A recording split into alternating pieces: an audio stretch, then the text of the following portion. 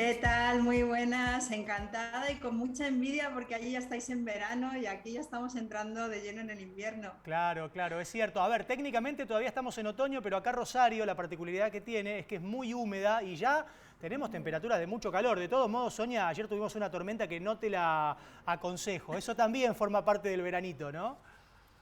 Claro, claro, aquí también están las tormentas de verano, pero bueno, nosotros ya estamos ahí enfocados en el invierno, ya estamos pasando un poquito de frío y bueno, pues vengo a contaros muchas cosas sobre comunicación no verbal, también para que los espectadores luego puedan observar esos debates, ¿no?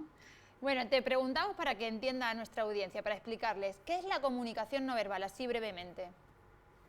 Pues brevemente te diría que es todo aquello que comunica, pero no es verbal. Es decir, lo que veas que da algo de información, pero no sea el discurso hablado, es que es comunicación no verbal. Claro. Comunican nuestros gestos, por supuesto, ya lo habéis dicho, nuestra expresión facial, pero también otras cosas que a lo mejor no son tan evidentes o no las tenemos tanto en la mente, como la postura, como las distancias que guardamos con otras personas, el contacto físico que hacemos con los demás, la voz es importantísima, no las palabras, pero sí la voz con la que decimos esas palabras, la cronémica, que es el canal que analiza los tiempos, todo lo que tiene que ver con la gestión del tiempo, el entorno, el contexto en el que se produce una escena, la apariencia, por supuesto, que es importantísima, la apariencia de las personas, y también lo que nosotros llamamos los rastros de conducta o las huellas de comportamiento. ¿Qué es eso? Pues toda aquella información que nosotros vamos dejando a nuestro paso, como puede ser, pues por ejemplo, cómo está decorado mi despacho, cómo es mi habitación, mi cuarto de baño, cómo son mis redes sociales, qué tipo de fotos cuelgo, etcétera. Todo eso es comunicación no verbal. E incluso la propia ausencia también muchas veces es comunicación no verbal. Cuando Claro. alguien te espera y no llegas, eso es comunicación no verbal. O sea que también, por lo que estoy escuchando y por lo que analizo, muchas veces todo eso dice mucho más que lo que verdaderamente se dice, ¿no? Bueno, depende del contexto. Hay ocasiones en las que la parte verbal es importantísima y la parte no verbal pues tiene menos trascendencia. Si, por ejemplo, yo estoy en la reunión de un consejo de administración y estoy leyendo el balance de cuentas de la empresa, pues a lo mejor lo más importante son las palabras que estoy diciendo, ¿no? Porque es algo que emocionalmente es muy, muy neutro. Pero en otras situaciones, cuando por ejemplo pues estamos en situaciones personales, con la pareja, con la familia, en situaciones profesionales, en una reunión de trabajo, por ejemplo, en un juicio, etcétera, ahí hay, digamos, una compensación y es importante la parte verbal, pero también es muy importante la parte no verbal. La cuestión es que nos forman desde pequeñitos en esa parte verbal, ese conocimiento lo tenemos adquirido y sin embargo la parte no verbal pues más allá de algunos cursos que podamos encontrar y bueno, pues vamos poco a poco desarrollando formaciones más largas de como másters o maestrías y tal, pues la verdad es que en el colegio, por ejemplo, no se aprende nada de esto. Cuando damos un discurso, por ejemplo, nadie nos enseña qué tenemos que hacer con las manos, con la voz, con la mirada, etcétera, ¿no? Sonia, antes de meternos en los distintos ejemplos, yo te quiero preguntar si la pandemia ha cambiado la comunicación no verbal o la ha exagerado, en algunos casos es más fácil de interpretar. Bueno, tenemos dos situaciones. Por un lado, el cubrebocas, que hace que pues algunas expresiones sean un poquito más difíciles de ver. Cuidado, porque la emoción genuina está en la zona de los ojos, no tanto en la zona de la boca, pero bueno, sí que es cierto que nos cuesta un poquito más de ver esa expresión facial. Pero luego hay otros elementos, como por ejemplo la distancia física, cosas que antes eran muy automáticas. La mayoría de la comunicación no verbal que vamos haciendo en nuestro día a día la hacemos en modo automático.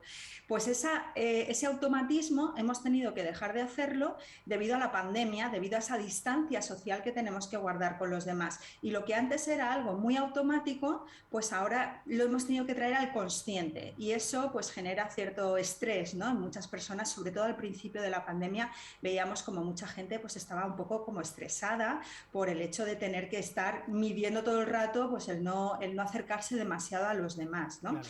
Y por el otro lado, por supuesto, el uso de las nuevas tecnologías. Todos nos hemos tenido que poner ahí las pilas para poder hacer estas videollamadas, y en ese sentido, bueno, pues es un aporte positivo. Si es que algo podemos sacar de positivo de la pandemia, pues es justamente pues como lo que estamos haciendo hoy. Estamos a miles de kilómetros y sin embargo ahora mismo estamos tan cerca, ¿no? Claro, qué bárbaro. Bueno, vamos a poner en pantalla algunas imágenes para que vos nos vayas explicando qué es lo que ves y que podamos interpretar también esta verdadera ciencia o este arte de lo que no está dicho y lo que dicen las imágenes. Quiero que veas esta foto ahora que tiene como protagonista al expresidente. Ah, no, arrancamos por otro lado. Bueno, ahí está Sofía Loren. Sofía Loren es una de las protagonistas. ¿Qué dice esa fotografía que tenemos en pantalla? Bueno, por contextualizar un poco la fotografía, Jayne Mansfield llegó a la fiesta que la Paramount le hacía a Sofía Loren. Es decir, la fiesta en la que están era en honor de Sofía Loren, pero la Mansfield llegó más tarde, acaparó todas las miradas con ese escotazo tremendo y se capturaron diferentes momentos, todos muy seguidos, de ese encuentro, ¿no? Y vemos que esta es la foto que se hizo más conocida porque estamos viendo la expresión facial de Sofía Loren, donde hay una leve expresión facial de desprecio.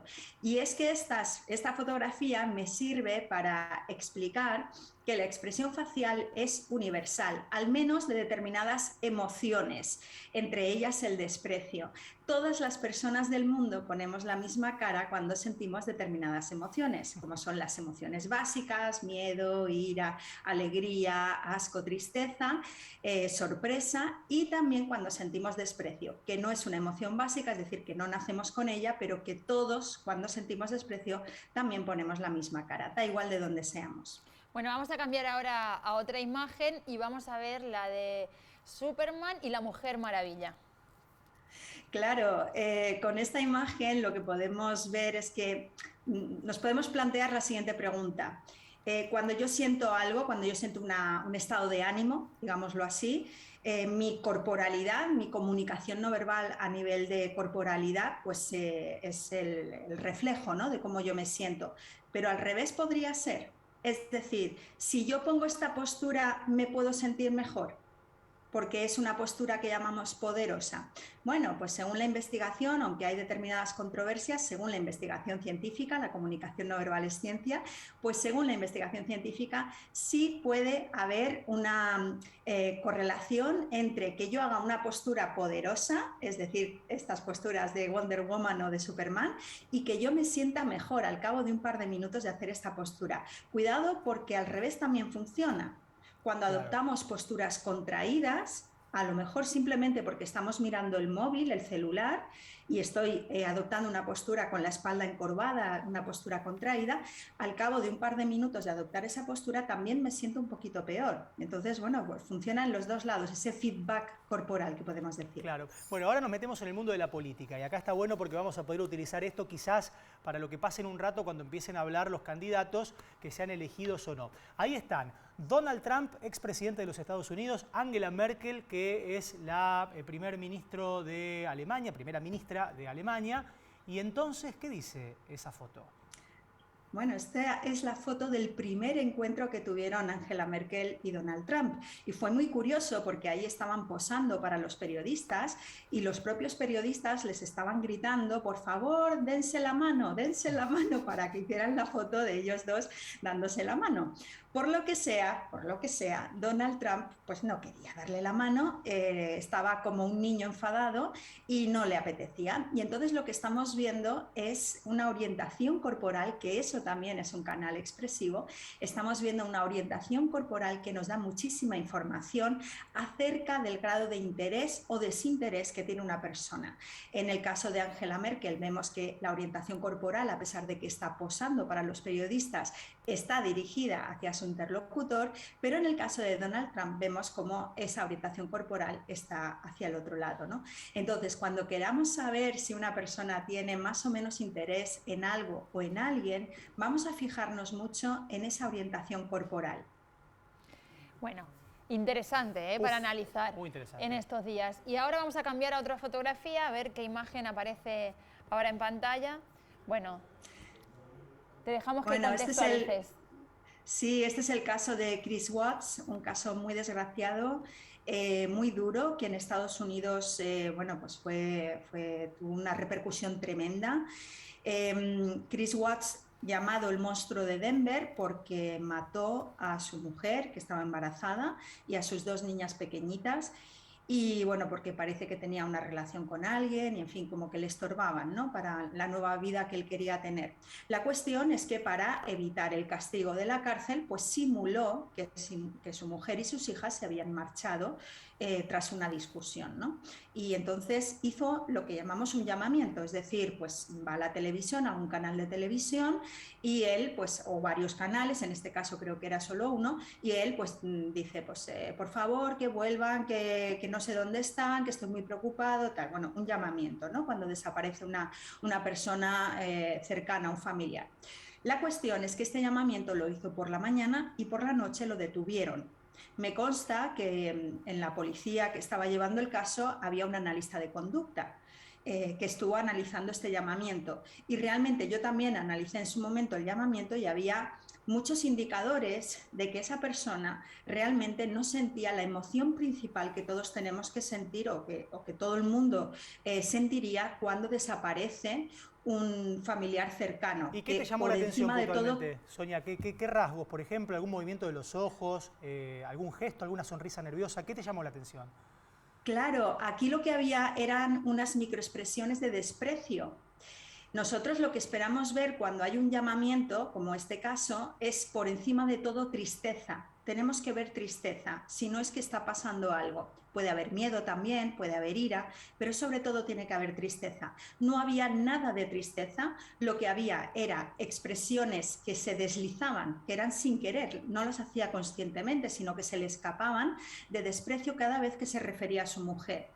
Y también vimos alguna expresión facial también que se deslizaba, una microexpresión de alegría, casi al final del llamamiento, cuando ya la persona está notando que el interlocutor se está creyendo lo que está diciendo, aparece, porque se activa un sistema de recompensa dentro del cerebro, aparece esa expresión, esa microexpresión de alegría, ¿no? Esto es un indicador, no quiere decir que luego bueno, pues, le detuvieran porque levantó la ceja o levantó el labio. Claro, En este claro. caso estamos viendo Pero fue un una expresión indicio facial de para desprecio. que la Claro, pero es investigación una fuese por otro ayuda, lado, ¿no? exacto, Qué bárbaro. exacto, es una ayuda en ese momento. Bueno, vamos a pasar ahora a otro tema importante que tiene que ver con la identificación de las personas a través de la región ocular. Yo te digo, aparece esa foto en pantalla, creo que el 95% de los argentinos, y no sé qué porcentaje, pero alto del mundo, sabe de quiénes son esos ojos. Esto imagino que con el tema del barbijo se ha incrementado y se ha hecho más aguda esa percepción, ¿no? Bueno, realmente las investigaciones que demuestran que la identidad de las personas la percibimos sobre todo a través de la región ocular, esas investigaciones ya estaban antes y ya estaba demostrado, ¿no? Entonces, con el tema del barbijo, pues simplemente se corrobora, pero realmente identificamos mucho mejor a la gente a través de la región ocular que a través de cualquier otra parte del cuerpo, ¿no? En este caso, pues tenemos aquí a Maradona, una figura nacional de Argentina, pero comentabais, no sé qué porcentaje será en la otra parte del mundo. Bueno, yo habitualmente pongo esta imagen en mis formaciones y os puedo decir que todo el mundo reconoce que es Maradona, a pesar de que es una fotografía antigua. Qué bárbaro. Claro, claro. Qué bárbaro. Bueno, vamos a cambiar ahora a otra imagen. Bueno, ahí está la foto de Maradona completa, de la que se veía esa mirada. Vamos a pasar a una de las parejitas que han dado que hablar durante muchísimo tiempo. Dos de los más lindos del mundo, dicen, ¿no? Dicen, y yo creo Bueno, que son, sí, son yo creo que los son. más lindos del mundo, ¿Y y qué ahí dice? en el momento del enamoramiento, ¿no? Sí, Y cuando sí, sí. estaban todavía juntos. ¿Pero qué dice esa foto? ¿Dice Cuando algo? todo iba bien, ¿no? Cuando Claro. todo iba bien. Brangelina, que los llamaban, ¿no? Me parece. Bueno, pues sí, efectivamente, os quería comentar la importancia de la apariencia para la formación de impresiones. Está súper demostrado, y esto que digo no es políticamente correcto, yo ya lo sé, pero es que es así, porque hay un montón de investigaciones que lo han estudiado y que lo han demostrado todas, que la apariencia nos ayuda a identificar a las personas dentro de diferentes grupos. Si por ejemplo alguien lleva una cadenita con una cruz, pues yo la identifico dentro de un grupo de personas de religión cristiana, si una persona lleva, etcétera, etcétera, ¿no? Entonces, la apariencia es fundamental a la hora de formarnos impresiones sobre los demás.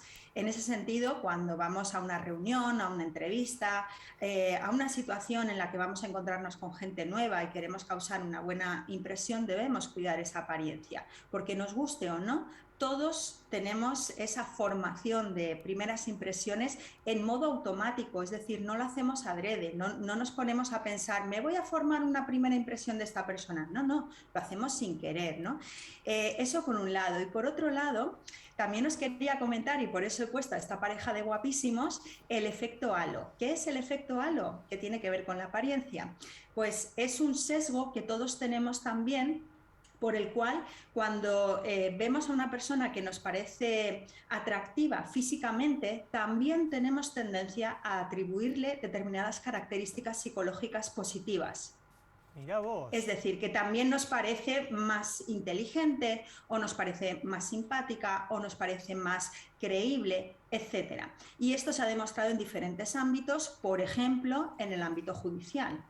O sea que, Sonia, para cerrar, ¿vos querés decir con esto, a ver si yo saco una conclusión que puede ir por el carril de lo que vos transitás, que un candidato a determinado puesto político, si es muy lindo, tiene más chances de tener una buena percepción en los electores que alguien que no es tan lindo para los estándares de belleza que rigen en el momento?